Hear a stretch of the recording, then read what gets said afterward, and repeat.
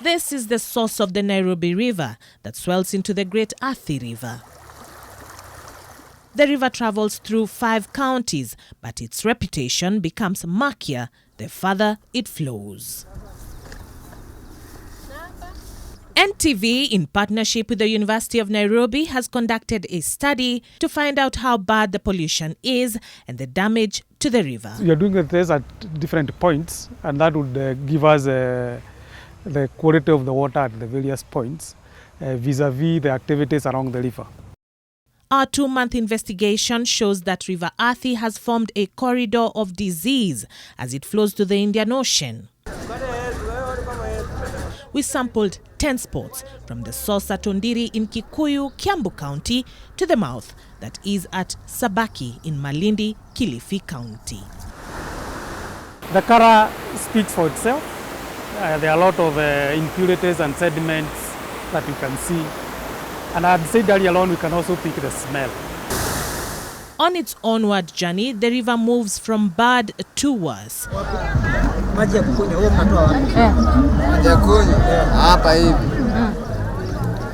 The further the river flows, the more troubling the water appears, and the more blatant the abuse of this natural resource becomes.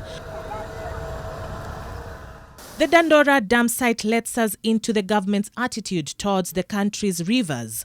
Of all the places that could have been used as a garbage field, this appeared to be the most appropriate. Environmental standards require a 6 to 30-meter distance between any water source and any human activity. That doesn't seem to apply here. It seems then that the public is taking the cue from its leadership. The body of water then cascades into the Dandora Falls. At first glance, it has the markings of a beautiful destination that will provide great recreation for Nairobi residents. We are losing a lot in terms of billions. And not only on the side of investors. I want you to look at the other side of spiral effects of how much we spend in medicine, how much we spend in our hospitals. It turns to billions of money. Once we tried to touch some informal settlement, the many MCAs that came to this authority, please don't come to my section, I'm talking to my people to get out of the river. Because for them, they are seeing votes, they are seeing numbers. But you want to be voted by people who are dying. From here, we visit the 14 falls whose reputation precedes itself. We anticipate to see the 14 majestic falls that draw locals and foreigners alike. But on arrival, we are disappointed. The air is heavy with a strong familiar stench that wards off any desire to interact with the water. At this point, the Nairobi River has joined the Ngong River and now officially becomes Athi River.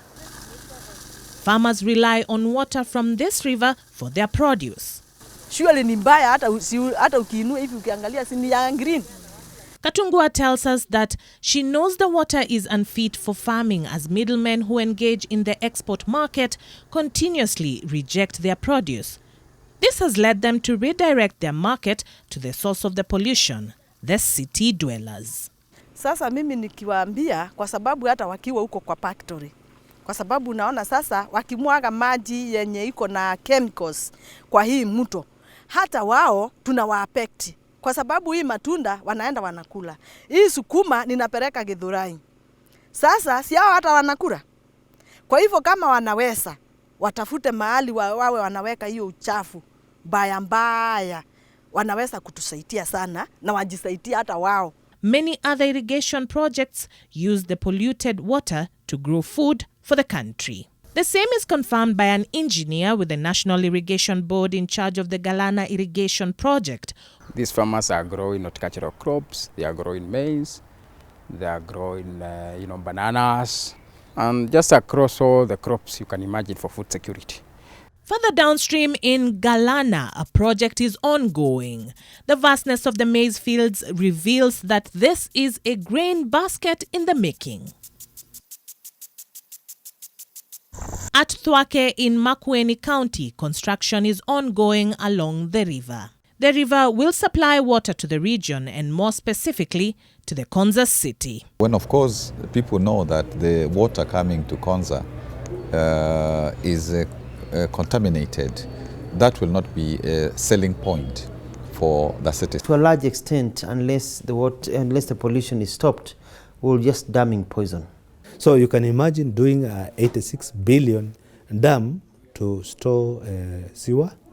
Does it make sense? Philip Masila has depended on this business for many years. His tanker has the inscription Clean Water, which is a far cry from the true description of the water he draws for his customers. Ukiangalia unaona hii maji ni kama sio mzuri kwa kunywa. Our hypothesis is that there's a big contribution of pollution into the diseases that we are seeing. They would feed, they will feel okay today and tomorrow, but 1 year down the line you may not tell what's happening. We proceed further downstream to Malindi, Kilifi County. Kule anatoka wanaona ni kama watu hayatumii, lakini huku watu wanatumia haya maji. Kwa hivyo si mzuri, yangelikuwa yanatupa takataka paka yanakuwa namna ile, na huku watu wanatumia kunywa. Ningefikiria huu uchafu wanatupa hapa wangeliacha kutupa, kwa sababu kama haya ndo ambayo yanatoka kule yanakuja paka kwa humu mtu wa Sabaki, yana uchafu mwingi ajabu. If there are any bacteria in that water, the ones that would cause disease.